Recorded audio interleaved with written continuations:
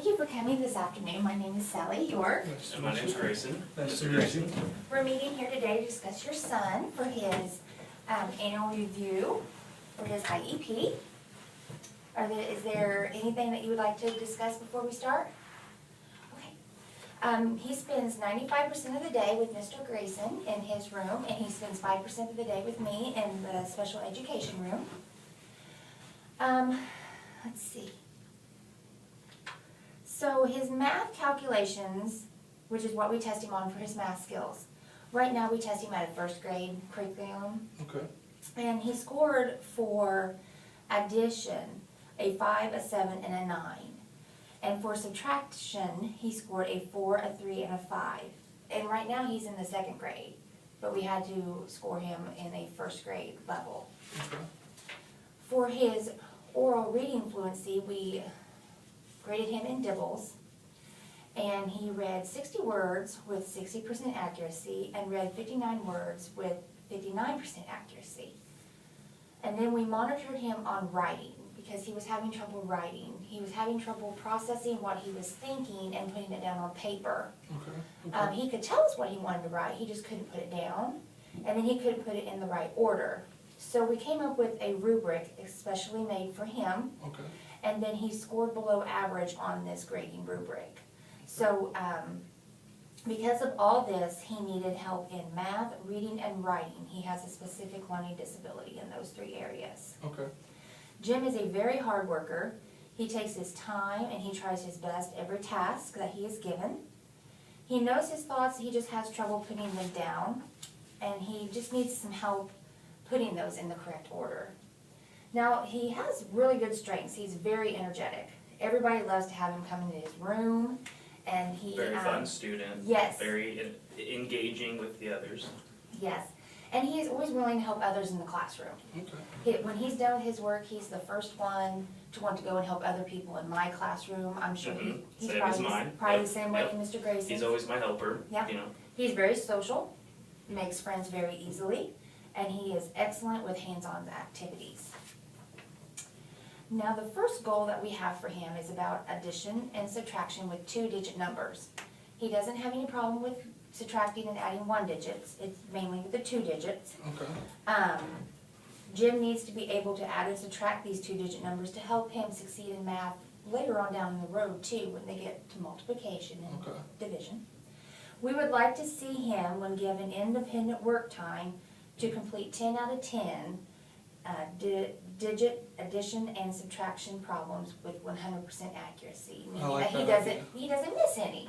You know, on his own, no calculation, no calculators or anything like that. Okay.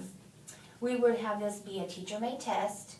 That way she can, he can, Sorry, that's all right. He can, or an I can make the test harder as he progresses.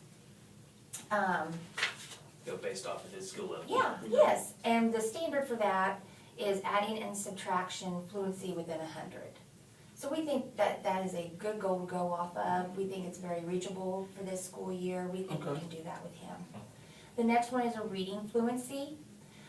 When presented, he reads currently now at a 1.2 reading level, and he's in the 2nd grade, so he's behind. We would like to get him to read at a 1.5 reading level. That's halfway to 2. Not pushing him too hard, but still giving him that extra push. Jim needs to be able to memorize and recall high frequency words automatically. He has trouble with that. He also needs to be able to apply the phonics rules. He has trouble with that when he reads to me in my classroom. Reading aloud to teacher and computerized tests is how we're going to measure this progress. I think the more he reads, the more he's going to become comfortable. Does he read a lot at home? Sometimes. He likes to get on the computer a lot. Okay. There are some computer programs that are free that we can give to you that will help him read. He can put some earphones on, and it'll help. He can read to it, it can read to him. Even being read to will help him with this. So we can give you those, no problem. The standards aligned for this goal is to recognize and read common and irregular spelled high-frequency words, and to be able to decode 2-syllable words. Well, I think this is a reachable goal. If he reaches his goal, that's great. We could always meet and rewrite the IEP and make a new goal for his reading. Okay. The last goal is about writing. Presently, Jim writes at a first grade level that shows inventive spelling and wrong letter recognition. Okay. That also goes along with reading. Mm-hmm. He needs to read and write at a level that is appropriate for his age.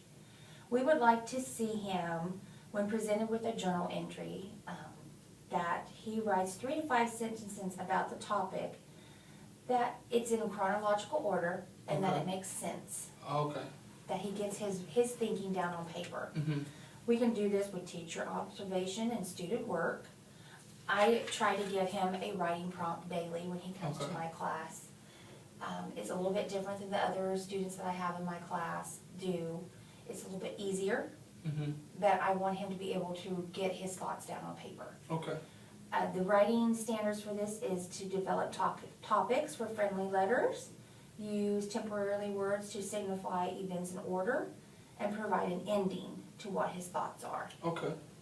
Now, the accommodations for math, English, and writing, they're all to have additional time on test. Okay. And with the English and language, he has the test read to him. And for writing, he also can have a speech-to-text software. Very good software. Yes, Mr. Okay. Grayson uses it in his classroom, so that way when he's writing, he can talk into the software device and it types out for him what he's trying to say, Okay. so that it can be graded that way. Now, I do have the procedural safeguards right here Okay. that I need you to sign with this high-tech pen right here. And then here is your copy. Oh, and I need you to, that's your copy. Oh, okay. That's your copy. Yeah. And then I need you to sign this IEP right there, saying that you were here and Thank you. everything like that. So, do you have any I questions? do have a question. for you. Okay. How can we help build his reading fluency? We can do mock reading and guided reading. Okay. And like I said, we'll give you some of the websites, Mm-hmm. and you can work with him at home on those, and those are also Okay. independent working, so he'll feel ownership for those. So with that, I think that'll help Okay. with his reading. Thank you. Thank you. Thank I you for appreciate coming it. in. Thank you. Thank you. Thank you, man. This room is so small.